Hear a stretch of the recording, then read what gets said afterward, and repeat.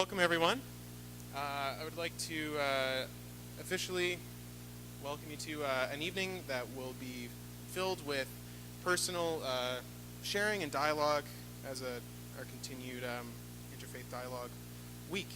To make some introductory remarks, I would like to welcome Dr. Sama Alatar, who will be introducing our scholars for this evening, and following that, we will be getting into more of our discussion.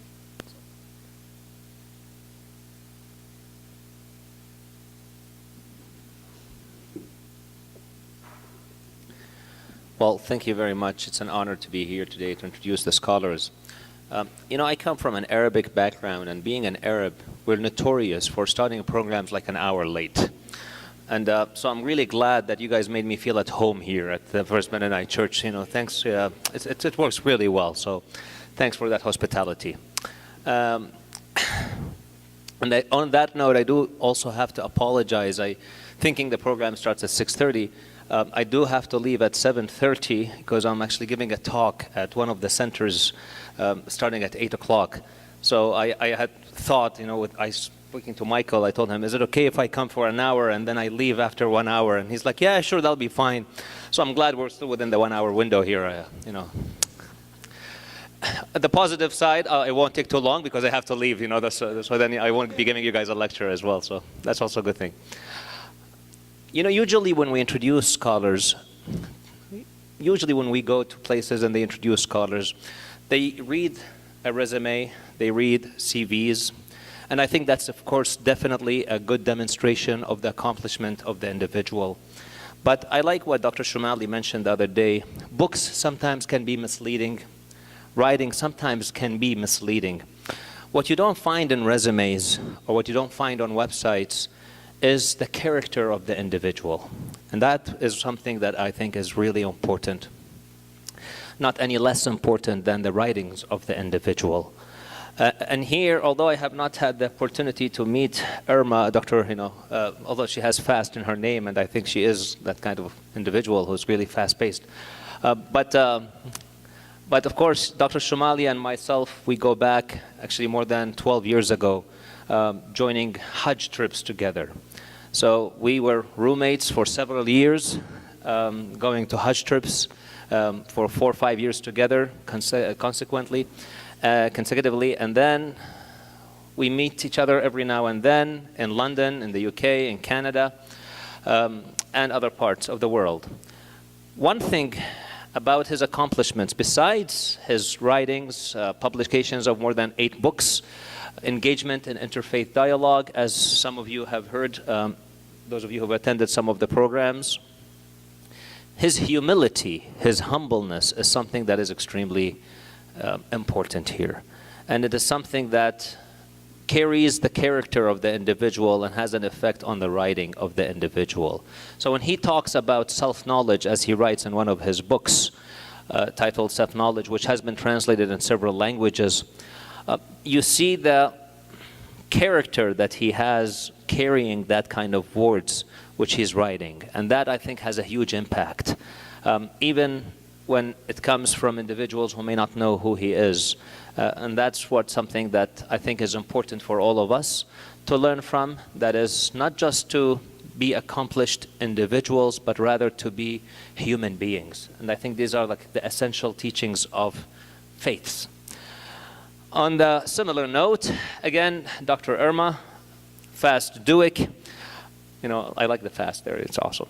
Her and I were just talking. I think her and I share kind of similar personality types, where we're both extroverts. We're both jump from one thing to another thing. We have like the P type, and so on and so forth. So we're really good on that. She does research, and I was just asking her if she has any graduate students. She says yes, she has 1 graduate student. So I tell her, I guess you have, I'm sorry to say this, but a slave driver, that's what graduate students are, that's what they do to us, these supervisors. But I mean, these are wonderful things. She does her work and her publications at the Mennonite University in Winnipeg, and she's worked quite closely with Dr. Huebner, who we were supposed to have here, but we have Dr. Huebner Jr., and it's a pleasure to have him here as well with us. It's a youth event gathered for the youth, and I see a lot of youths here. I'm really impressed at the number of youths. If you are under 100, you are a youth. So welcome to all of you here, all the youths. And let us really learn from one another, listen to our speakers, learn about these issues of interfaith with an open heart so that we can really take it a step further. I mentioned this story a couple of days ago at King's University. Donna sent me an email back in 2011 maybe, or 2012, because she had met Dr. Shomali at Winnipeg in one of the conferences. And she mentioned to him that she lives in Edmonton. And so he told her, you know, I have a really good friend of mine who lives in Edmonton, and he gave her my email. So she came in, she sends me this email, and we decide to meet at the Tim Hortons. Over the coffee, we were discussing, you know, where can we take the Shia Mennonite dialogue? And I told her, you know what, why don't we establish, I mean, we came to the conclusion of establishing a Shia Mennonite dialogue here, but it did not take too long for it to become a Muslim-Christian, or the common word dialogue. And here we are, 6-7 years later, sitting down with such a gathering, or the events that we've been having over the last few days, where hundreds of people have started attending. And today I was sitting at a table with some individuals from the Anglican Church who said this is our first time sitting at a table with Muslims. So these kind of events are extremely important. We live in a society at a time where we really have to learn about one another. It is not the other person anymore. We're all living in this world as Canadians, as human beings, as citizens of the world, and more importantly, as people of religion and faith. There are challenges that we all observe, and these challenges can be really met if we unite together on the common grounds that we have together. So with this, I really thank Michael and the organizers for having this event. You have two great personalities here, three in fact, who've attended here to really participate in this event of interfaith dialogue. Dr. Shomali comes with a big background over almost 20 years of interfaith dialogue. So does Dr. Dueck, who also has, I think, since 1996. So that makes 21 years when she first participated in this kind of conversations and dialogue. And look where it has come 21 years later. So with that, we please welcome both of our guests with a round of applause. Thank you.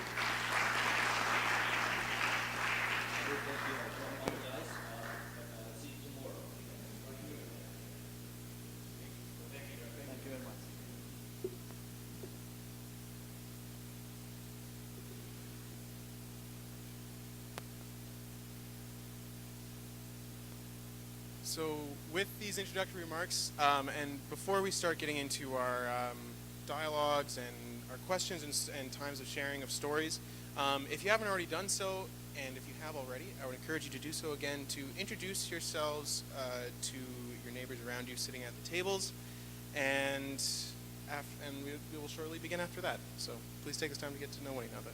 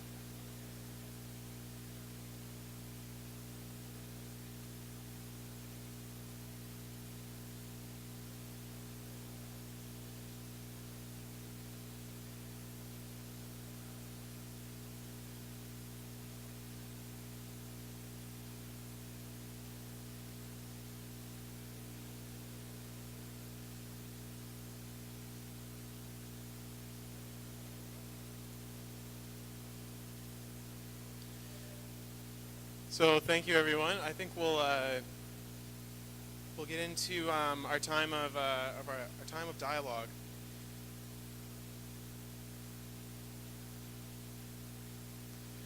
So how we have decided to format this evening is we are going to pose a question or a prompt that will hopefully encourage everyone to reflect on personal experiences in their lives. And with each prompt, we initially we'll have our special guests respond with their thoughts and their stories, and then we will open up to a small period of table discussion.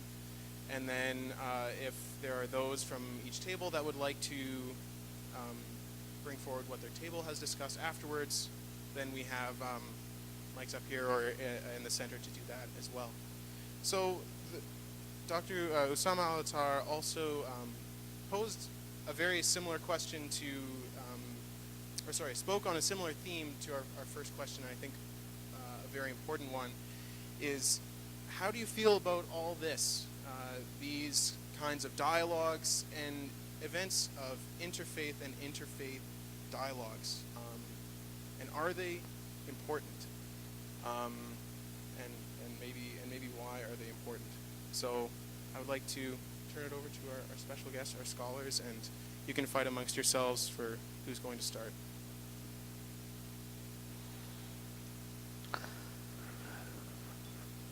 In the name of God, the compassionate, the merciful, I am very grateful to God for giving me the blessing of being here in Edmonton, and in particular to be in this church, in Mennonite church.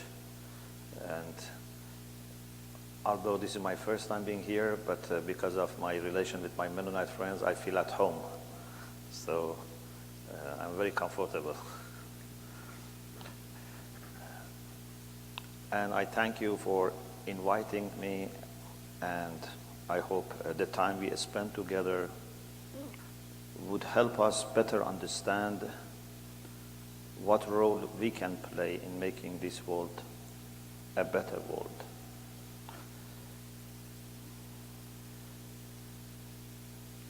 The interfaith dialogue, first of all, is not an exception of what should be a normal relation between human beings. So I think we are human beings for the most part because we are able to think and communicate. If we don't think or we don't communicate, I think our humanity is in danger. I always tell myself and other people in community or outside, never stop talking to each other. Because when we stop talking to each other because we have differences, then the problems become bigger and bigger. We have to talk. And also we have to think. We should not let external factors or internal pressure close our mind and put us in a direction that might not be to our interest or other people's interest. We have to think. This thinking is very important because that is where you try to gain control over your thoughts, your decisions, and actions. We have a beautiful saying from Abyssinia, and I hope you have heard the name of Abyssinia, a very famous Muslim philosopher, mathematician, physician. He says, من تعود على أن يصدق بغير دليل فقد خرج من الكسوة الإنسانية. Whoever is used to accept without asking for reason he's no longer a human being. So if we believe in whatever we are told, or whatever we watch on TV or read on newspaper or hear from other people, if we become used to accepting without asking for reason, our humanity is lost. Once, twice, maybe you accept something and you forget to ask for reason. But if this becomes a second nature, that whatever people tell us, we accept. We have to be thinking. So, communication and thinking are very important. And this, I think, has no exception. Even with the greatest enemy, if there is such a thing, we have to speak. The Quran tells us that there has been communication between God and Satan, between Adam and Satan, between Moses and Pharaoh, between Abraham and Nimrod, between Prophet Muhammad and the pagans who were trying to kill them. There is no person that you exclude, say, with this person, no benefit, I should not talk and communicate. Even the Quran tells us that God told Moses, you should go and speak to Pharaoh. Don't wait for him to come, he may never come. You should go. Don't say, I am a prophet, why I go to him? No. Actually, you must be the most humble person. You should be going to him and talk to him. لَعَلَّهُ يَتَذَكَّرُ أَوْ يَخْشَى. Maybe even Pharaoh will remember. His heart becomes soft. Can you tell me there is someone in the world today worse than Pharaoh? I don't think there is anyone worse than Pharaoh, because he was a person who reached the point that even he claimed to be the highest Lord, not only a normal God, the highest God, أَنَا رَبُّكُمُ الْأَعْلَى. And even he said in another occasion, I don't see any God for you other than myself. مَا عَلِمْتُ لَكُم مِّنْ إِلَهٍ غَيْرِي. He used to kill all the sons of Israelites. He did lots of bad things, terrible things. But God says, even with Pharaoh, there is a chance. Don't lose that chance. Talk to him nicely, gently. قُولَا لَهُ قَوْلًا لَيِّنًا. So, this is a general idea that I have in my life, that we should be thinking and speaking and listening, communicating. Not just speaking, communicating, listening. Listening is very important. Of course, I don't say I am a good listener, especially I think my wife may not agree that I'm a good listener. But I try. I try to be a good listener. So, but for me, a role model is Prophet Muhammad. He was so much listening that the people who didn't accept him in Medina, they used to criticize him. And they used to say, he is an ear. وَمِنْهُمُ الَّذِينَ يُؤْذُونَ النَّبِيَّ وَيَقُولُونَ هُوَ أُذُنٌ. Some of them used to annoy the Prophet, say he is an ear. I think that is actually a praise if someone is ear, especially someone that receives revelation from God. Still he listens to normal people. Sometimes people in different ages used to stop the Prophet in the valleys of Medina and telling him very, normal and obvious things. And we read in the history of the Prophet that he never told people, I am very busy, speak to my assistant, speak to my secretary, or make it very short. No. He was listening as if he has nothing else to do. I am not, of course, unfortunately, close to that. But I try. When people speak to you, you should not rush them. You should not say, I know what you want to say. I know.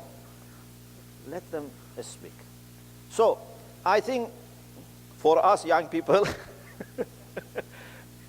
this is something that we should always work on it. To be thinking, to be communicating, but more than speaking, listening. To be a good listener. So, this is the general thing. But when it comes to people of different faith, I think in addition to being a test of our humanity, this is a test of few things about our religiosity. First of all, how confident you are about your faith. Those who don't want to speak or listen, I think they don't feel secure. I think there is something they want to cover it. They are worried that what they have built will collapse. They have hardly achieved a little bit of peace of mind, and they don't want anyone to challenge them or say something new. If we are confident, if we are convinced, why I should be hesitant to talk to other people or listen to them? It should be very comfortable. You know, I don't know if you have had this experience. If you are giving a lecture or teaching, you know, a subject that you are not very good at that subject, you are very worried about questions. Because you have prepared something, and if someone asks a little, 1 inch, you know, away from that picture, you don't know what to say. So you are very worried. And if someone asks a question, you say, oh, he wants to damage my reputation. Why he asked me this question? But if you are an established teacher, experienced teacher, you love for people to ask you questions. Because this gives you opportunity to explain more. In our seminary tradition, we are very free in asking questions. We even, can challenge our teachers about existence of God. Anything, we can ask. And those who have the ability to ask the most difficult questions are the loved ones. So those scholars in the seminary who are very established, sometimes they have hundreds of people. But there are 3, 4, 5 people, they are called mustashkil. These are the people who always make difficult objections and questions. These are the loved ones. These are the first circle around that teacher. He always discusses with them. So, a sign of my conviction is I should be happy to talk to someone from other faiths and listen. Plus, a sign of my seeking truth. Sometimes we have this misconception. I think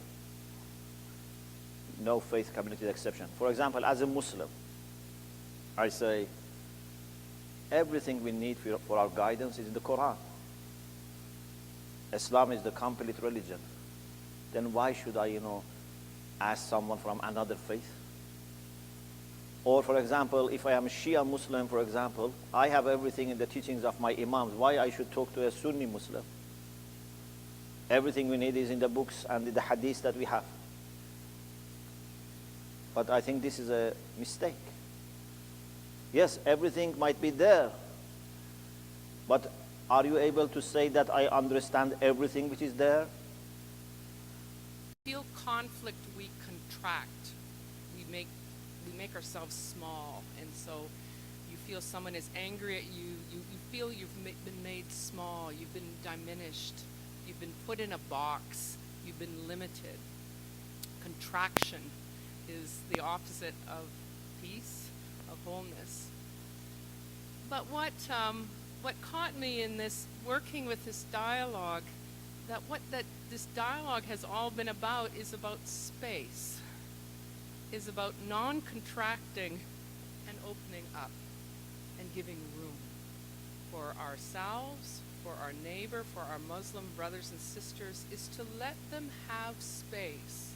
Not put my brothers and sisters in a box, not put Christianity into this little box and present it to them and say, here it is, but to allow all of it to have space and room, the opposite of contraction, roominess, spaciousness. And again, if I think about my Christian faith, I mean, this is just what I feel like is so much of what Jesus' ministry was all about. Not limiting people, but to give people room to be human and to recognize the humanity in each person, and not decide on someone because they were a prostitute or a tax collector or a whatever, but that Jesus would allow the space of their humanity, give their humanity the space. So one of the things I've valued the most, and that is interfaith dialogue important or not? Of course, I'm going to say yes. That's apple pie for me. Motherhood and apple pie, of course. Interfaith dialogue's important. But how we engage it is my bigger issue. How it is we engage it, and I think at its beginning, it is about creating the spaciousness so people can breathe and not be judged or cornered or put up against a wall, that they can breathe and we can actually talk together. So anyway, that's what I'll say for now.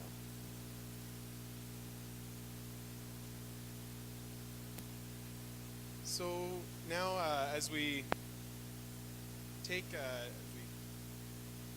about the remarks that our scholars have presented, what I would like to do is now turn inwards towards your tables and think about that same question: is this kind of dialogue important?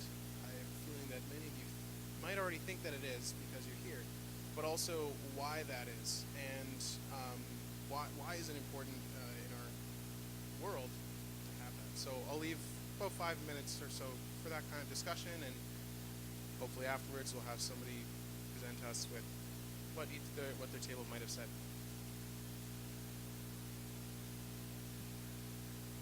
So if I can get everyone's attention now.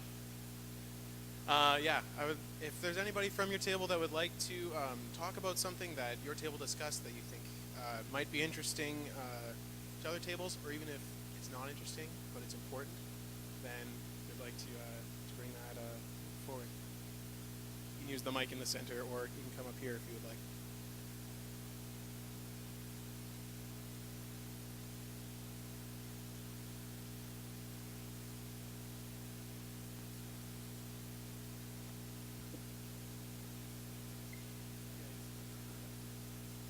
Good evening, everyone.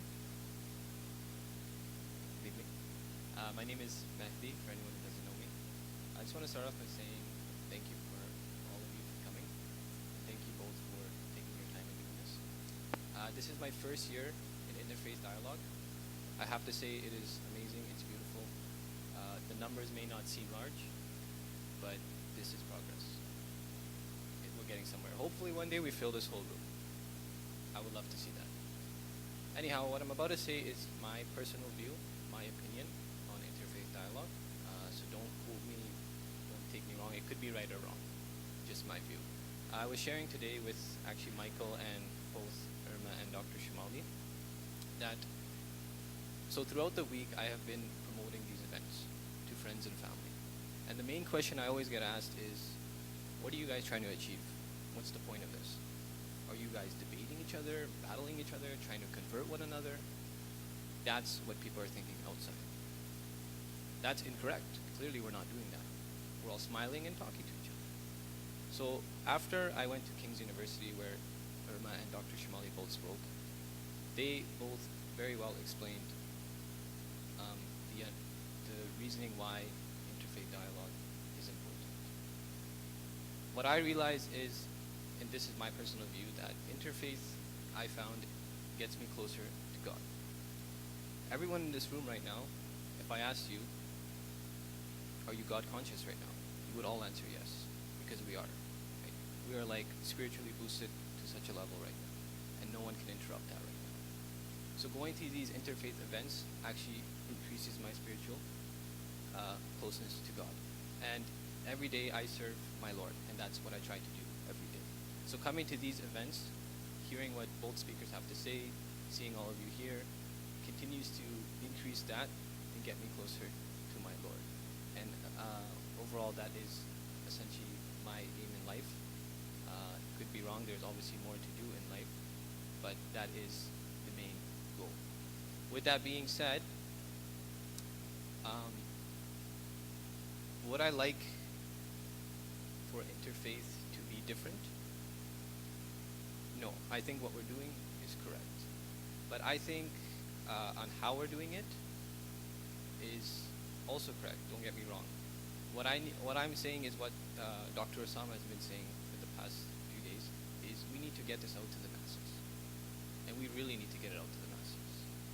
But the reason why we're not able to achieve that, this is my view again, is because right now we're doing this once a year all over the world. We're not doing it every year in Edmonton. We're all Edmontonians. We should be doing this every year in Edmonton in order to get that increase of numbers. What I've realized is doing part-time things impacts so many people. But when you have a full-time program or event or a goal, and you're dedicating full time to that, it starts to reach people much quicker. So that's like my view on interfaith, and I hope, and then my goal, and hopefully something that we can see happen in the future, is get more people. Like now I'm like involved. I want to be involved. I'll probably always be involved now. I'm locked in. With that being said, so I will try to dedicate full time. And hopefully we can all dedicate full time. We can continue to expand this and fill this room one day. So thank you very much.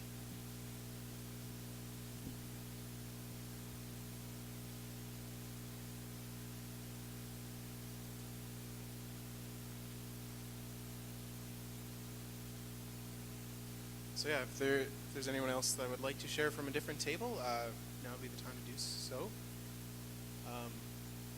Otherwise, I think we'll move on to our next topic.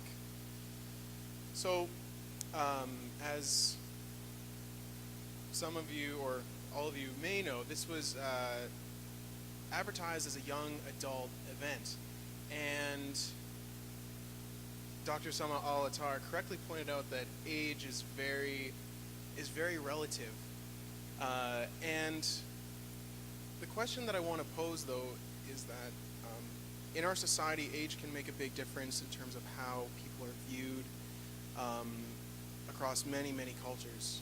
So the question that I want to ask is, does age make a difference for your impact in these kind of dialogues, or your influence in the world and these issues, and how does that affect your approach to these kinds of things? And if there are stories that you have either from you personally in your struggles or success from when you were younger or older, then yeah, that's what we'll be thinking about now. So first I'll turn it over to our special guests again, if you would like to share a few words.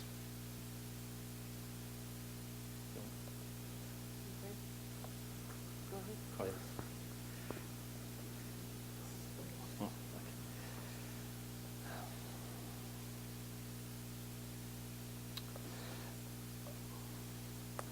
You know, I think age can be sometimes a positive factor, sometimes can be a negative factor. So when you are more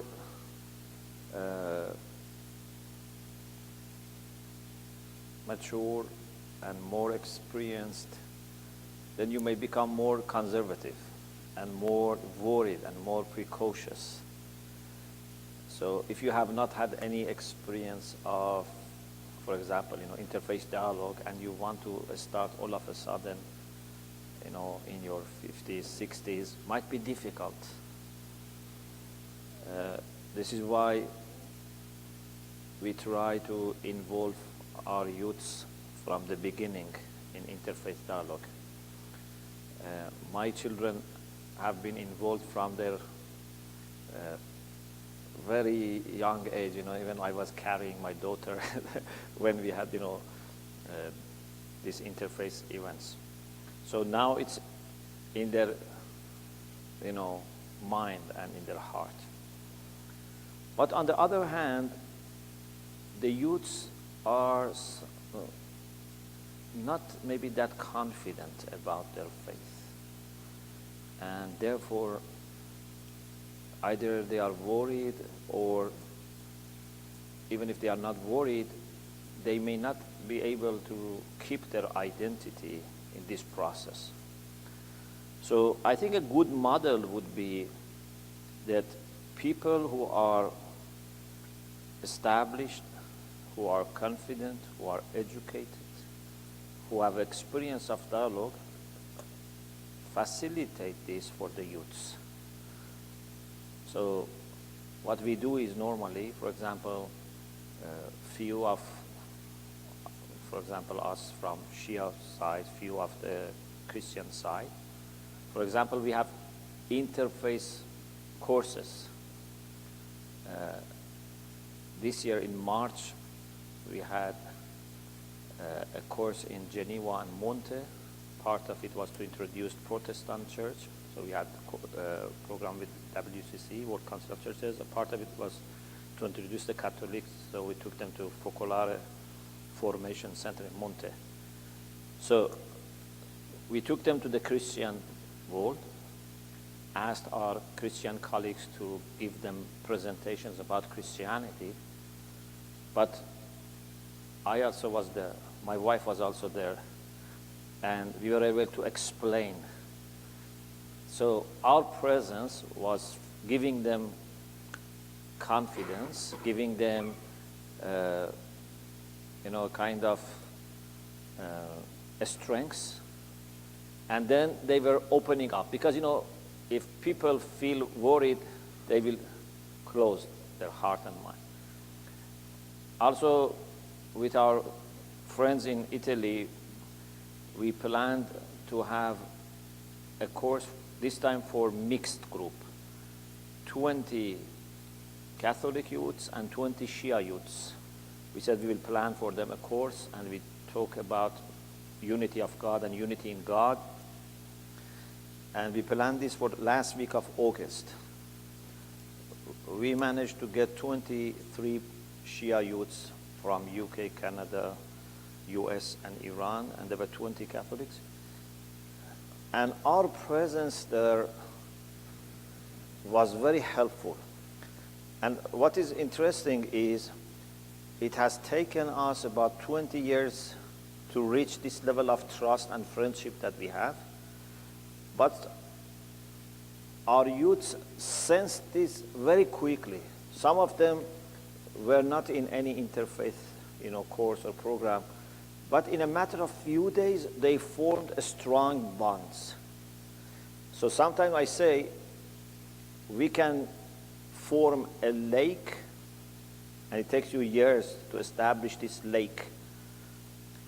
But new people can quickly come and dive into this lake. So if it has taken us 20 years, our youths don't need to wait 20 years and reach this point. They can do it in maybe just a few months. And I just want to end with a story about this program we had in Italy. There are lots of stories, but we were in a place in northern Italy, and it's a little town called Tonadico. And there is a mountain. So one day we all said we climbed the mountain. Of course, there are 2 stations you go by telecabin. You say telecabin? Or cart, you say? Yeah, Yes. Okay, yes. So we went 2 stations, and then from there we climbed.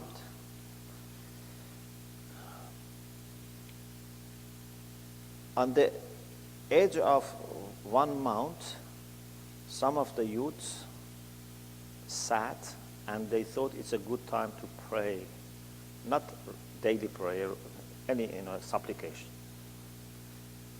And then other youths, Muslims, Christians, sat and became maybe 15, 20 of them, without anyone telling them what to do, any plan. And I actually was not there because I had gone up and then I went back to sit with my wife because she has arthritis, so she was not able to climb. Then they told us they had such a deep sense of unity when they were praying to God, Muslim prayer, Christian prayer together on the edge of the mountains, seeing the valley. To the extent that one of our youths from Montreal, in the last day said, I had such a deep sense of serenity that at that time I prayed to God, when I'm going to die, I want to die in this condition. And I think, had it not been that they were together, they would not have felt this peace. So I think when we, for the common love that we have for God, invite God to our space, we would find the presence of God much stronger than if we send one invitation to God. And our youths are very good in understanding these things. So my idea so far is this. Maybe there are better ways, but so far my understanding is this, that people who are experienced and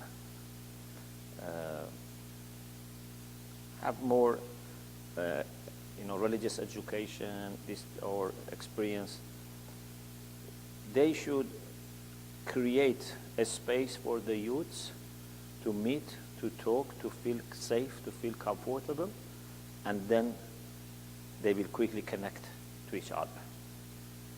Thank you.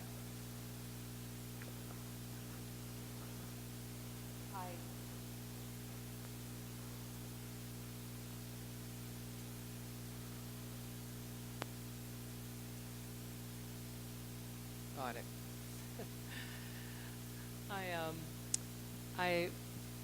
Yes, I would agree with that. We've done some stuff at CMU with interfaith dialogue. We've had dialogues at CMU, which have been where we've invited sometimes our students to observe. And when I've taught these courses with these Iranian women, I've often invited some of our own students, young adults, in there, and those have been very positive experiences. Obviously, interfaith dialogue isn't one thing. It looks like many, many different things, and it takes place in many different ways. Chris and I, were with a group of our students that we took to Iran a couple of years ago. And we were all excited. Harry had planned this. We were all excited about these students coming along and stuff. We thought this is the greatest thing. And it was a good thing, but it was very hard for our students. The women, I think, had a great difficulty, as I said this morning, wearing the hijab. That was hard for them. I remember one student said, I looked in the mirror and I didn't know who that was. I said, it's you. But I didn't recognize myself because in our culture, women are used to, make your own fashion statement with whatever clothes you have, and the hijab wasn't giving them the space to be who they felt they were.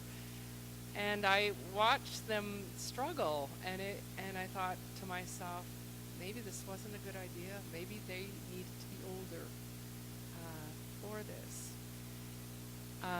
And then we had a very structured dialogue going on, and they were observing it, and it was very programmatic and everything, and they, were very obediently functioning with the program, and then they did what good youth and young adults do. They said, "We got to do it our way." and they got together with some Iranian Muslims that they met, and they were invited over to someone's home, and they sat around the living room and they talked, and they just talked, and then it became a very different experience. So I think there's something about, with the youth and young adults, I think there's something about folks needing to create the space that works for youth and young adults. And those of us who are scholars, we have our pattern and our way of working with it. But there's something about this. And so Dr. Shomali's story about, the climbing of the mountain, and suddenly this spontaneous thing just happened. It wasn't structured, it wasn't planned, there wasn't an agenda or a schedule. It just was, again, it's that space. Space was given for something to happen, not knowing what it was going to be and what you could predict, but to allow the room for it. And I think that's been some of it. And I don't know if, Chris, you want to add anything about that Iranian experience with young adults. Anyway, so that's sort of my experience.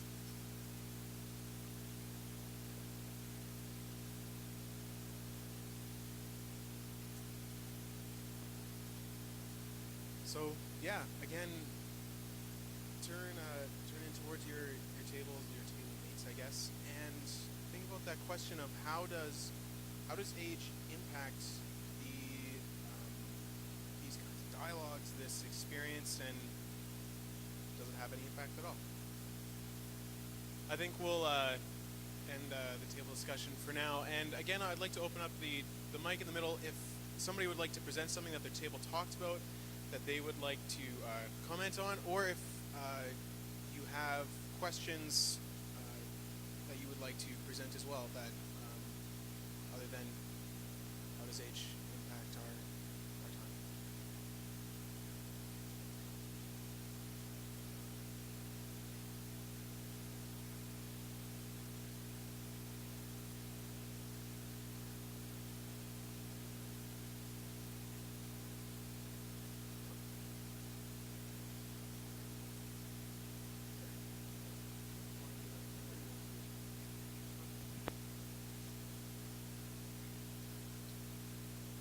I'm just gonna tell a story that happened in a group. Eleanor with me here is in a group that I lead. It's called Scriptural Reasoning, and it's people that study the holy books together. And I do this a little bit in response to what you said, Mady, in terms of once a year. Once a year is kind of exhausting. I'm still a little tired. So Scriptural Reasoning or an Interfaith Book Club, I also lead one of those monthly. And it's the same people that meet, and they get to know each other. And it's not this huge, big planning that takes our energy, right? And so it sustains these spiritual friendships. And there was one experience in the group. We had, in September, there was some new people that had met over the summer, invited. There was one university student that joined, and we are quite an elderly group, but we know each other already. She came to that space. About halfway through the evening, she just started asking really deep questions about Christianity and Islam. And finally at the end, and we said, okay, we're thinking, like, we just need to listen to her. These are serious things. And kind of set aside the texts we were studying to deal with her questions. And at the end, she kind of apologized. She said, you realize that I've had these questions a long time. I have never been in a space where I could ask them before. And I thought, wow, that is worth doing. And I think it's this whole thing, that lake of trust was built. We had relationships. She walked in. She sensed, oh, this is the space where I can ask those questions. And I think that's profound. It was quite a moving evening. And she's with us. She continues to meet with us. And the question I asked at the table was, even as what we've experienced in Edmonton this week, we were saying there's so many in our own faith communities that are just comfortable within the four walls.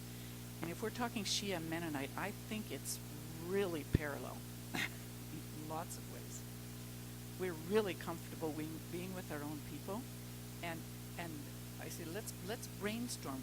How can we tell the stories of what we've experienced in the last few days as we take it back to our faith community, so they get curious about getting to know somebody different than them. And I never asked that question quite that way, so it would be good to do some brainstorming about that.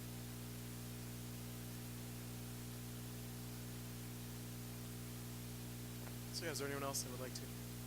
Awesome. Wow. Here I speak.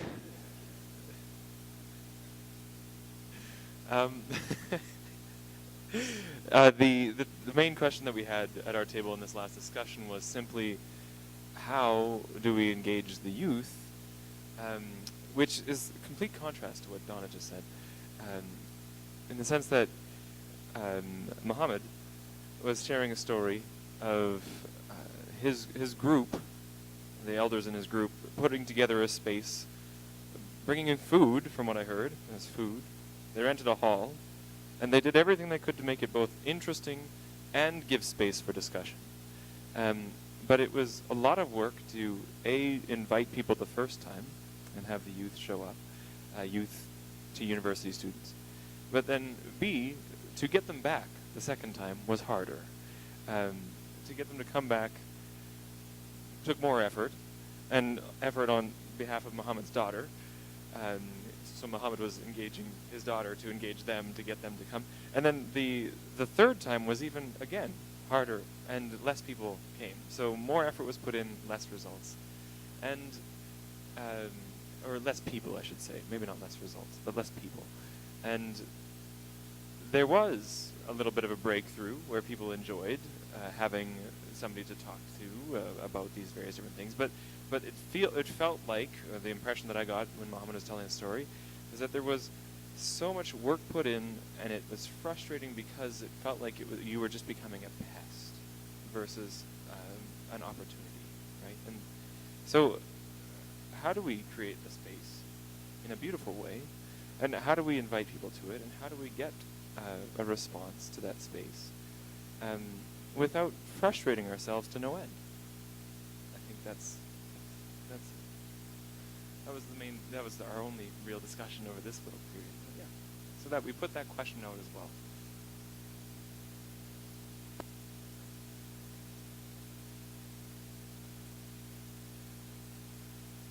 I was going to say.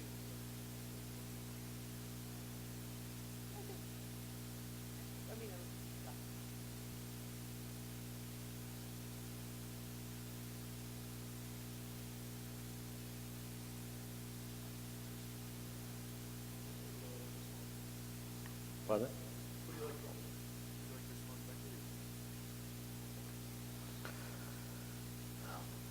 I think, of course, we don't have any control over, people, but what I think we need is we need some people in the community who are very passionate about this, so that other people become a little passionate. When you make barbecue, so how you make the coal ready, you say coal? So the way, I used to do in Iran was that, so we put some oil, and then, as for example, center of it, we make some coals, ready, and then we spread it, and after some time, all of it become ready. So you cannot make all people ready at the same time, but you have to make some people very passionate, and then they influence people around. So I think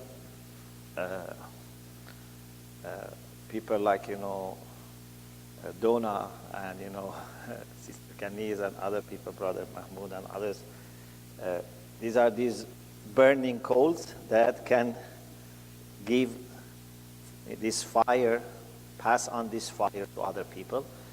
And I think one of the good ways of this is trips, because when people are here, they have many things to do.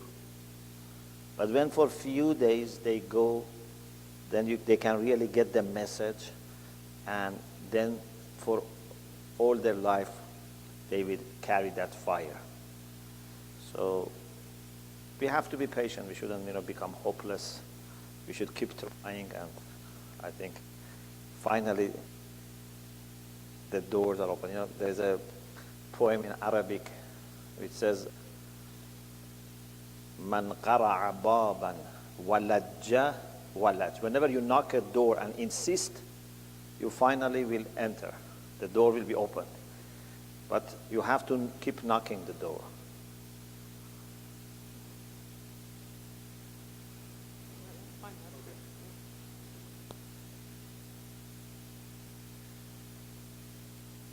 So as we move forward, I'd like to just present one more theme or question for us to consider, and that is, moving forward from these interfaith dialogues, how can it impact a person? Can it shape a person's identity, and how might it do that? What can we have to take away from experiences from interfaith dialogues? And specifically, have you, going forward from a dialogue like this, felt different or felt changed over time, or have you seen someone changed over time from these kinds of dialogues?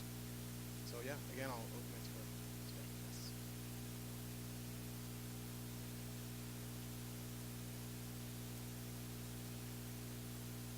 Of course.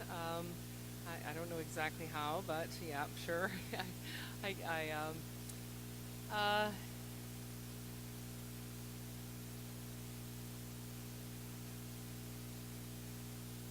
me say it this way. When I think of when I began involvement with this interfaith dialogue in the 90s and now, I realize that I have, I'll use a good youth word, I've become more chill about it. Let me just tell a story. I think this will get it. It was we were in Iran, and it was the first night we were there. We had a group of CMU students, and all the women were in my hotel room, and I was getting them ready, dressed, so we could go to this conference that was in honor of a very respected Ayatollah. And so I was helping the women, put their hair back and get dressed and give them socks. And I had all these supplies in my suitcase to help them get ready. And they had just arrived from Iran the night before. They were tired, and so I was busy preparing them. And then I looked at them, and they all looked beautiful. I thought, and then we got on the van and we went to the conference, and we were met by our hosts, and we were ushered in, our whole delegation. And I look at these women and I think, wow, they look great. This is good. We're going to have a great day.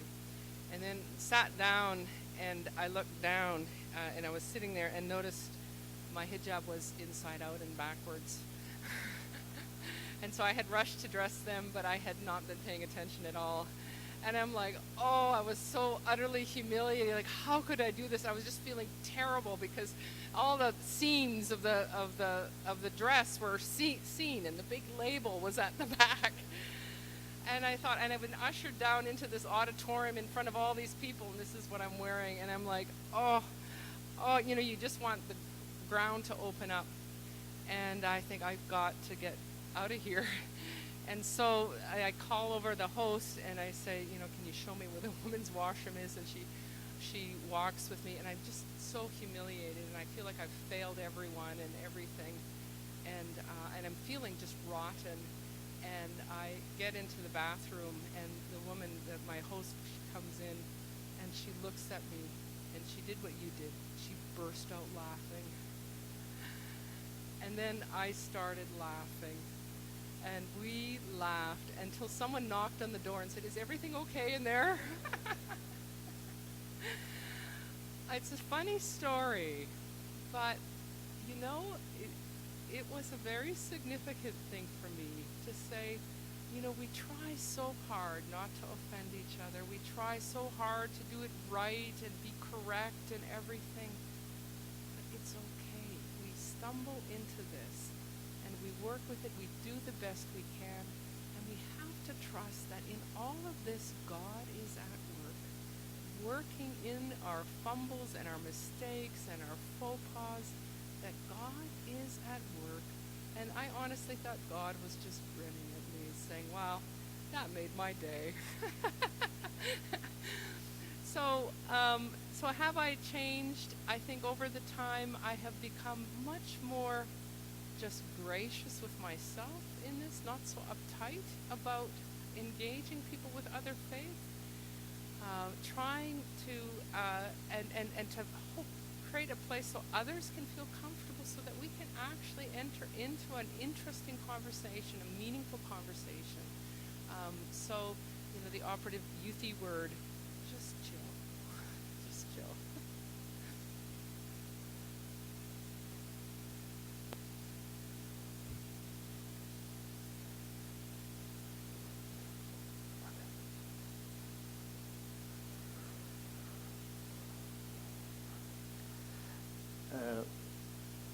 I think certainly I have in many ways been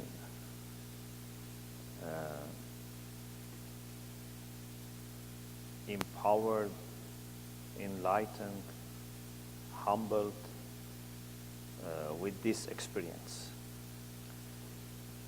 And I don't know when I can exactly understand how much, these have affected me, because you need just to have ability to see what you could have been before, without and with this. It's very difficult to understand. But what I think it's easier for me to understand is what I hear from people that have been sharing with us, some of these experiences. I give you one example from Shia side, one from the Christian side. In our institute in Qom, we have an institute which is established to train clerics, young clerics for international activities. And we have two programs, one is in English, one is in Arabic. So people after at least 9-10 years of studying seminary, they join our institute. And from very first round of Catholic Shia dialogue, I always try to have not only scholars, but also some students. And this is my habit. I have always taken some students also with us.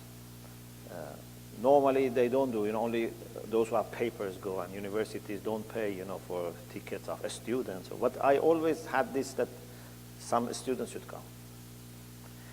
So one of our students took part in our fourth round of Catholic Shia dialogue in Rome, in Sant Anselmo. Sant Anselmo is the place for the Benedictine, and Abbot Primate resides there. So there were also other students. Just he was with us one trip, and he saw the way we interacted. Now he has become one of the most active people in the whole city of Qom in interfaith dialogue, to the extent that we don't know what he does. He's very, very active, hyperactive. And he says, that trip that I came with you, that made me. Just one trip, maybe less than a week. I could not, for example, make that experience something written in hundreds of pages. He had to see and experience. For example, Imagine, for example, we went visited Gregorian University. It was one of the pontifical university, Gregorian University. So you as a Muslim cleric going to a university that belongs to the Vatican and meeting people there, it's totally new world for you, and you might go with lots of, worries, these people, what are they doing, what, for example, especially those who are doing, Islamic studies in the faculty of mission, it brings questions, is this part of their, ministry act, things. But when they saw the way I greeted the professor there, everything collapsed. Because we greeted each other as friends. Abbot Timothy Wright, who was the abbot of Ampleforth, with whom we started the first Catholic Shia dialogue, of course, after some years. They had no contact with Muslims. They had an experience of having dialogue with some Buddhists, and one monk had become Buddhist, so it was a very sad experience for them. They had no experience of dialogue with Muslims. When I went for the first time, and I wanted to know more about, Christian life, Christian experience, Abbot Timothy told me, be careful, do not let monks contaminate you. Okay? So he expressed this warning to me. But later, when we became good friends, he said, when you came here, I was worried what this smiling face is going to do here. So he was worried, but he told me, be careful. So we continued our relation. Then this person who had no experience of dialogue with Muslims, when he went to Rome, he decided to do his PhD in the opportunities for Benedictines to enter into dialogue with Muslims. And he did his PhD. Then he published a book, No Peace Without Prayer, about this. Then he went to Benedictine University in the US teaching about Abraham, Joseph, Moses, Jesus, from both Christian and Muslim perspective. And he says, most of his students are Muslims in a Benedictine university attending his lecture. And last February, me and Abbot Timothy received an award from Iran's president for the first time in Book of the Year award. They had a special gift for interfaith. And last February, we received this award. So, a monk, North Yorkshire, away from, any kind of interaction with Muslims. Because of this dialogue, now he has become so much involved. He has done his PhD, he's teaching on this, and he's a pioneer in this. So I have been changed. All of us, I think, have been changed. And I don't know what type of person I would be if I had no such experience. But the main thing is, when you enter dialogue, you don't go to be changed or not to be changed. You just go without, I think, any expectation, without any preconditioning, just honestly. The main thing I think is honesty, and sincerely we should go into this dialogue. Then we will see how God, would take us to different directions.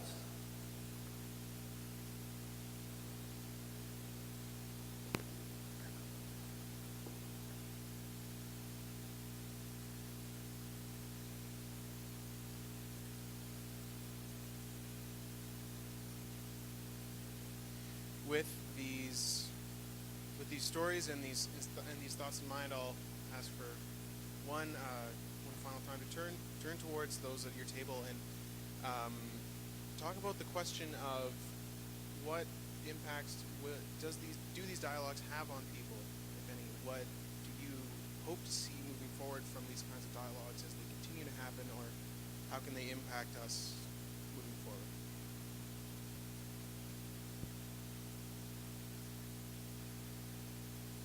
So as we finish up what we were discussing around our tables, I'd like to ask once more to invite one or two people even from each table to, if they have any comments or again other questions that you would like to bring forward, that now is the time to share them.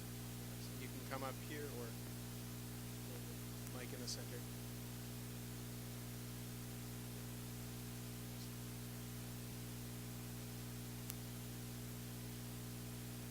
Hi everyone, my name is Bahar. I just had a question for you, because you said you went to Iran. How did it feel for however long that you were there to be in a country where you have to be covered up, you have to be wearing a hijab? For me, living in Canada, I've been doing this for the past 14 years. Day in, day out, I put my scarf on. It's a part of my life. So when you went to Iran for however long you were there, how did it feel to be in someone else's shoes for a little bit and feel what, say I feel, but in a country where you have to do it? In Canada, I don't have to. I live in a society where we're not all covered, right? So how did it feel being in a country where you had to be covered and you had really no other choice?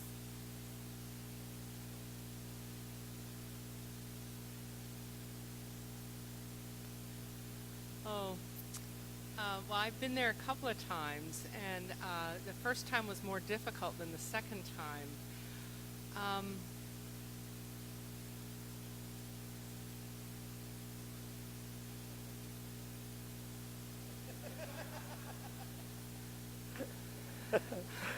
I say in Canada you are used to cover yourself, you know.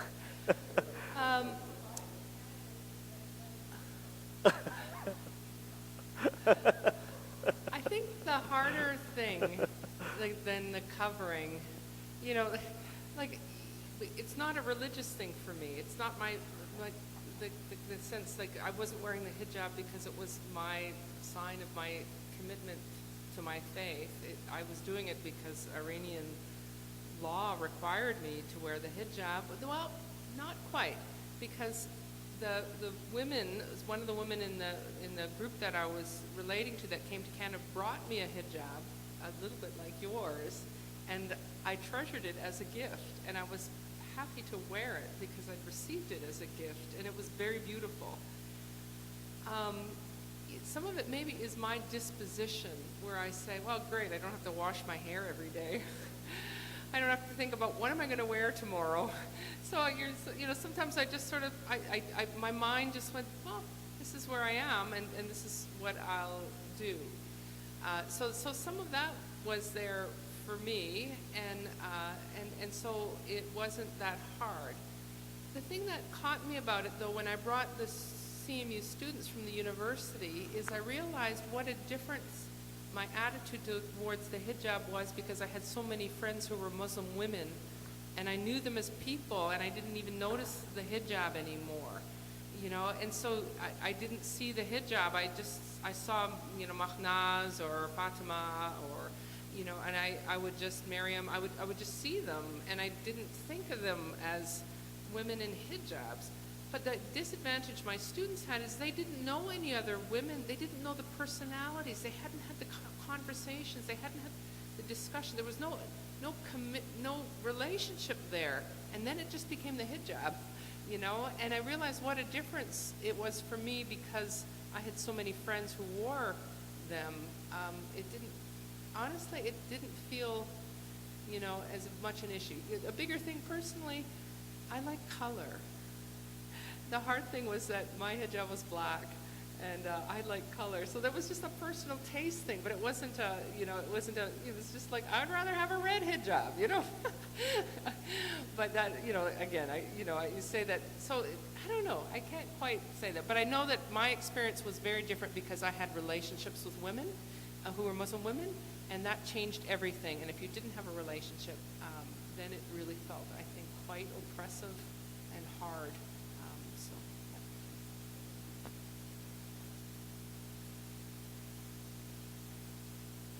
Just follow up on that, talking to some of these same students who found it much more difficult. I mean, a number of them said to me, I was also on this trip, that part of their difficulty was I didn't have to change. Like the men didn't, right? You can wear the same stuff. You're here in the same capacity, the same form as you are back home, and we're not. And that was hard, very hard for them. Just to name another factor.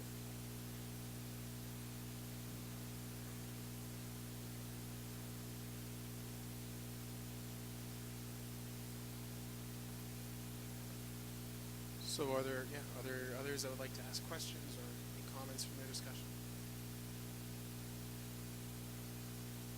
So, yeah, to conclude our evening, I would like to thank everyone for being here on behalf of Jesse and Mehdi and myself. Thank you for attending and participating in this time of story and of interfaith dialogue. And I would like to especially thank Dr. Shomali and Professor Dueck for taking their time and being here to guide us in our discussion. And as you go from here, I urge you to go in the grace of God,